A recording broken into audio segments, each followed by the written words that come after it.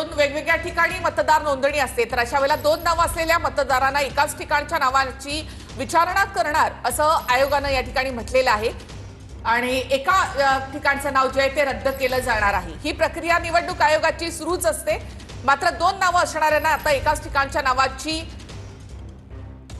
नोंदणी करता येईल असं आयोगानं म्हटलंय। दोन नावं असलेल्या मतदारांना एकाच ठिकाणी मतदान करता येईल आणि त्यासाठी कुठलं नाव ठेवायचं या संदर्भात मतदारालाच विचारणा केली जाईल असं निवडणूक अधिकाऱ्यांनी म्हटलेलं आहे। निवडणूक याद्यांमध्ये एवढा घोळ मग निवडणूक कशी घेता असा सवाल राज ठाकरे यांच्याकडून करण्यात आलेला आहे आणि त्याच्यावर आता आयोगानं सर्व शिष्टमंडळाचं म्हणणं ऐकून घेतल्यानंतर जे वक्तव्य केलंय त्याच्यानुसार दोन ठिकाणी मतदारांचं नाव कसं असा सवाल उपस्थित केल्यानंतर आता एकाच ठिकाणी त्यांना मतदान करता येणार आहे असं आयोगाकडून सांगण्यात आलंय।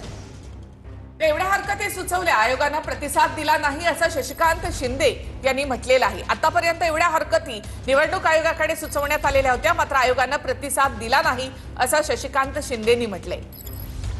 शरद पवारांच्या राष्ट्रवादीचे प्रदेशाध्यक्ष शशिकांत शिंदे हे देखील या शिष्टमंडळामध्ये आहेत आणि त्यांनी असं म्हटलंय की एवढ्या हरकती सुचवल्या मात्र आयोगानं प्रतिसाद दिला नाही। आयोगानं असं म्हटलंय की दोन नाव असलेल्या मतदारांना एकाच ठिकाणच्या नावाची विचारणा जी आहे ती केली जाणार आहे। दोन नावं असलेल्या मतदारांना एकाच ठिकाणी मतदान करता येणार आहे असं आयोगानं या शिष्टमंडळाला सांगितलेलं आहे।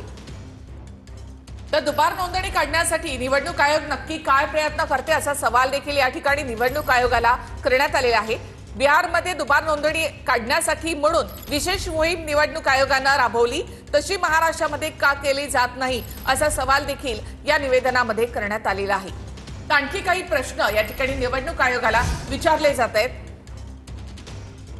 तर एवढ्या हरकती सुचवल्या आयोगानं प्रतिसाद दिला नाही असं शशिकांत शिंदे यांनी निवडणूक आयोगाला म्हटलेलं आहे। आणखी काही सवाल या ठिकाणी निवडणूक अधिकाऱ्यांना केले जात आहेत। थेट सवाल जे ते शिष्टमंडळाकडून या ठिकाणी निवडणूक अधिकाऱ्यांना विचारले जात आहेत आणि त्याची उत्तरं आता निवडणूक अधिकारी यांच्याकडून देण्याचा प्रयत्न। निवडणूक अधिकाऱ्यांसोबत सर्वपक्षीय शिष्टमंडळाची बैठक याच ठिकाणी या सभागृहामध्ये सध्या सुरू आहे आणि दुसरीकडे काही वेळातच जी पत्रकार परिषद होणार आहे त्याची सुद्धा आता तयारी सुरू झाली। ही थेट दृश्य जी आहे आपण या ठिकाणी पाहता या सभागृहामध्ये ही बैठक सुरू आहे। उद्धव ठाकरे, त्यांच्या शेजारीच बसलेले राज ठाकरे आणि उद्धव ठाकरेंच्या समोर बसलेले आहेत शरद पवार, त्याच्यानंतर बाळासाहेब थोरात आणि सर्वपक्षीय शिष्टमंडळ जे आहेत ते या ठिकाणी या सभागृहामध्ये आपण पाहताय आणि निवडणूक अधिकारी चोक्कलिंगम यांच्याकडून उत्तरांची अपेक्षा आहे। शशिकांत शिंदे यांचं असं म्हणणं आहे की प्रतिसाद जो आहे तो दिला जात नाहीये, अनेक हरकती ज्या त्या सुचवण्यात आलेल्या आहेत मात्र प्रतिसाद मिळत नाहीये असं शशिकांत शिंदे यांनी म्हटलेलं आहे। याच सभागृहामध्ये गेल्या जवळपास अर्ध्या तासाहून अधिक काळापेक्षा या ठिकाणी बैठक सुरू आहे।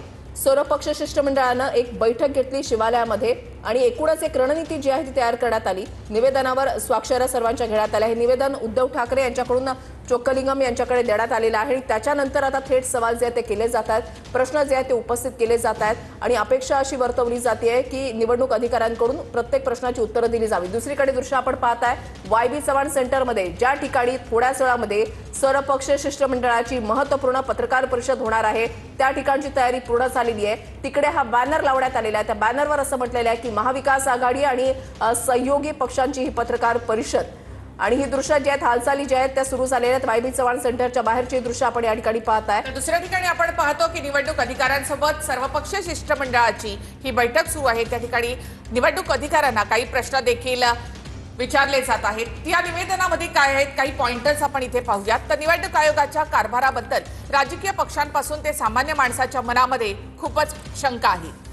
आयोगाच्या कारभाराकडे बघितल्यावर खरंच निवडणूक आयोग हा स्वायत्त आहे का अशी शंका उत्पन्न होते। राजकीय व्यवस्थेच्या मनात आणि सामान्यांच्या मनामध्ये काही प्रश्न आहेत आणि त्यावर काही ठोस कृती देखील अपेक्षित आहे। लोकसभा विधानसभा निवडणुकीमध्ये वगळलेल्या नावांची यादी किंवा तपशील राजकीय पक्षांना किंवा मतदाराला बघायला का मिळत नाही? एखाद्या व्यक्तीचं नाव का वगळलं गेलं याची कारणं त्याला किंवा राजकीय व्यवस्थेला कळायला नकोत का? आयोगानं वगळलेल्या नावांचा पूर्ण तपशील आणि ती नावं त्यांच्या संकेतस्थळावर उपलब्ध करून दिलीच पाहिजेत।